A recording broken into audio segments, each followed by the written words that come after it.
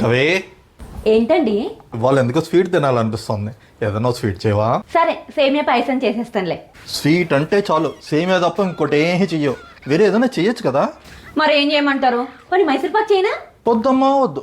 Last time నువ్వు చేసిన మైసూరు పాకు తిని 2 పళ్ళు కదిలిపోయి అని డెంటిస్ట్ దగ్గరికి వెళ్తే ఆ డాక్టర్ పండగ చేసుకున్నాడు. ఆ మిగిలిపోయిన మైసూరు పాకులతోటి ఇప్పుడు రోజు నువ్వు కుంకుడికెళ్ళి కొట్టుకుంటున్నావుగా.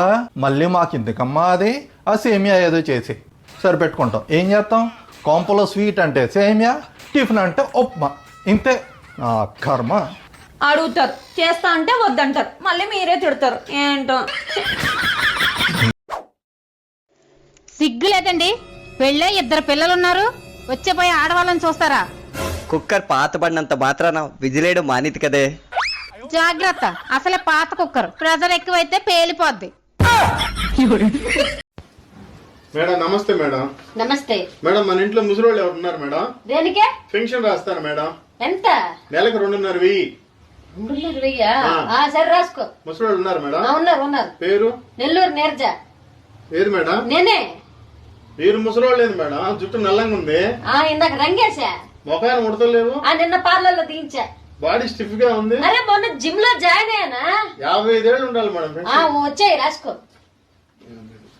మేడం మీ ఇంట్లో గర్భవతులు ఎవరు ఉన్నారు మేడం? దేనికి? గర్భవతులకి నెలకు 10,000 రూపాయలు కనిన దాకా ఇస్తారు. కనిన తర్వాత బిడ్డ పుడితే బిడ్డకి 1,00,000 రూపాయలు వేసి 2 ఎకరాల పొలం రాసేస్తారు మేడం. అవునా? సరే, ఆ పేపర్ ఇట్టి ఇప్పుడు రాసుకో. చెప్పండి మేడం. నెల్లూరు నీరజ. నేనే. కడుపుతో ఉన్నారు మేడం? అయ్యో, ఇది తిని బలిసింది అనుకుంటున్నా. లోపల ట్విన్స్ ఉన్నారు. మొత్తం 4 ఎకరాలు 4 లక్షలు రాసుకో. రేపు నెల నుంచి పంపించు. అమ్మా వాడు పెన్షన్ కోసం టెన్షన్. ఏమ్మా వంటొచ్చా? వచ్చు అంకుల్. చెప్పమ్మా. వేడి నీళ్ళు పెడతాను, రైస్ కూడా పెట్టడం వచ్చు, ఆమ్లెట్ ట్రై చేయగలుగుతాను. అమ్మా అది కూడా చెప్పు. ఏం డాడీ? ఓయ్, సాయంత్రం ఫంక్షన్కి వెళ్ళడానికి షర్ట్ తీసి పెట్టాను, ఇస్త్రీ చేయి. వినపడుతుందా? చెవుడొచ్చిందా? ఏంటి? నాకు చూడొచ్చిందా? నాకు చూడొచ్చింది. నాకు చూడు, మా అమ్మకు చూడు, మా అన్నకు చూడు, మొత్తం మా ఫ్యామిలీ అందరికి చూడు. మీకు మాత్రం చీమ చిటుక్కుమన్నా వినపడుతుంది. పొరపాటున మా ఫ్రెండ్ ఎప్పుడైనా ఫోన్ చేస్తే ఎందుకులే మీకు డిస్టర్బెన్స్ బయట అని చెప్పేసి రూమ్ లోకి వెళ్ళి మాట్లాడినా బయట వరకు వినపడిపోతాయి. మా అమ్మలతో మాట్లాడినా మీకు బయట వరకు వినపడతాయి. ఇదే పండగ ఒక పట్టు చీర కొనియండి అని అరిచి చెప్పినా సరే వినపడదు. మీ అమ్మగారు అయితే ఇంకా 4 ఆకులు ఎక్కువే చదివింది. నేను మనసులో ఏం మాట్లాడుకుంటున్నాయి కూడా వినపడిపోతాయి. ఇంతకు చెప్పండి, మీకు ఏం కావాలి? నేనేమన్నానే, సాయంత్రం ఫంక్షన్కి షర్ట్ ఇస్త్రీ చేసుకోవడానికి పెట్టాను, నీవి కూడా ఏమైనా ఉన్నాయా అని అడిగాను. పక్కనే నాది పట్టు చీర పెట్టాను, శుభ్రంగా ఇస్త్రీ చేసేయండి. ఓకే, ఒక చీర కదా, చేసేస్తానులే. వామ్మో, సడన్ గా అపరకాలు అయిపోయింది. దెబ్బకి దారిలో పడ్డాడు బిడ్డ. బావా, పక్కింటి పద్మ కొత్త చీర కొనుక్కున్నది బావా. అవునా? ఎంతో కనుక్కోపోయినవే, నీకు కూడా కొనిస్తా. నాకేం తెలుసు, మీ ఆయన్నే అడుగు అని అన్నది.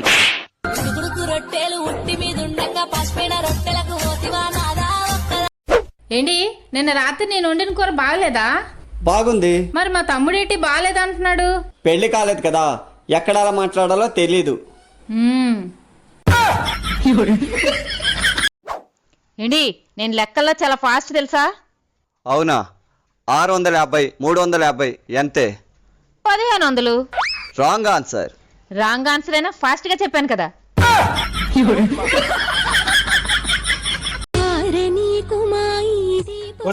చెప్పావా? ఏ పనికి ఆ సీరియల్ చూస్తావు? సీరియల్ చూసి చూసి బోర్ కొట్టదా నీకు? బోర్ కట్టడానికి నేనేమన్నా సీరియల్ చూస్తున్నానా? వాళ్ళు కట్టుకున్న చీరలు చూస్తున్నా.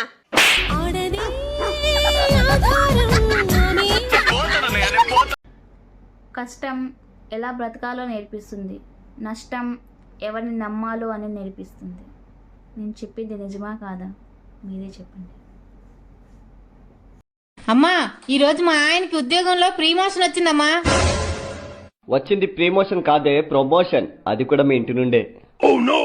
అదే అమ్మా, నాకు ఈరోజు చాలా ఆర్పిక్ గా ఉందమ్మా. అది ఆర్పిక్ కాదే, హ్యాపీనే.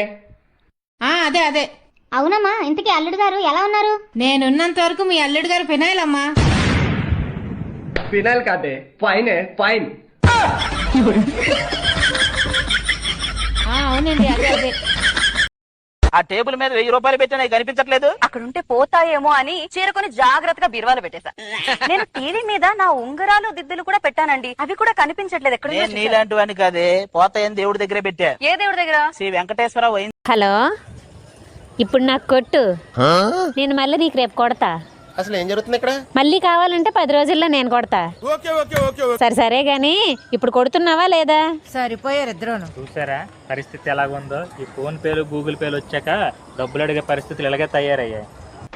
మీ దుంపలు మీరు ఎక్కడ తయారయ్యారా? ఏమండి మీకు ఒకటి తెలుసా? మన పక్కింటోళ్ళు 50 ఇంచెస్ ఎల్ఈడి టీవీ కొన్నారంటండి. మీరు ఉన్నారు ఎందుకు? అయినా నువ్వు అంత అందంగా ఉంటే నిన్ను చూడటమే సరిపోయేది కళ్యాణి. నాకు టీవీ చూసేంత టైం నాకు ఎక్కడది? అయినా పక్కింటి వాళ్ళు ఆవిడ యావరేజ్ గా ఉంటది కాబట్టి వాడికి టీవీ చూసే అవసరం కాబట్టి వాళ్ళు టీవీ కొన్నారు. నాకే అవసరం లేదు. అవునా అండి? మీకు పదండి, వేడివేడిగా పకోడీ చేసి పెడతాను. పదండి. గోంగూర అన్న అద్దద్దు, దానికి అహంకారం ఎక్కువ. ఎందుకు? నేను గుంటూరు వాసిని అని. పోనీ పొట్లకాయ అన్న అద్దద్దు, దానికి పొగరు ఎక్కువ. ఎందుకు? అన్నిటికన్నా పొడువు ఎక్కువ అని. పోనీ తోటకూర అన్న అద్దద్దు, దానికి వయ్యారం ఎక్కువ. ఎందుకు? నేను నవ్వనవ్వలు ఆడతానని. పోనీ చిక్కుడుకాయ అన్న అద్దద్దు, దానికి చికాకు ఎక్కువ. ఎందుకు? అందరూ గోటితోటి గిచ్చుతారని. పోనీ ములక్కాయ అన్న అద్దద్దు, దానికి మురిపెం ఎక్కువ. ఎందుకు? నేను మగవారికి దివ్య ఔషధాన్ని అని. పోనీ వంకాయ అన్న అద్దద్దు, దానికి గర్వం ఎక్కువ. ఎందుకు? అన్ని కూరగాయలల్లా నేనే పెద్ద అని. పోనీ బెండకాయ అన్న అద్దద్దు, దానికి ఆనందం ఎక్కువ. ఎందుకు? ఆడవాళ్ళ వేళ్లతో పోల్స్తారని. పోనీ కాకరకాయ అన్న అద్దద్దు, దానికి శాంతం ఎక్కువ. ఎందుకో? ఎవరు ఇష్టపడకున్నా అందరికి ఆరోగ్యాన్ని ఇస్తుంది కాబట్టి. పోనీ దొండకాయ అన్న అద్దద్దు, దానికి ఆందోళన ఎక్కువ. ఎందుకో? కాకి ముక్కుకు ఎడబెట్టుకుంటుందో నని. మరి ఏమండాలే? Chicken mutton వండరాదు.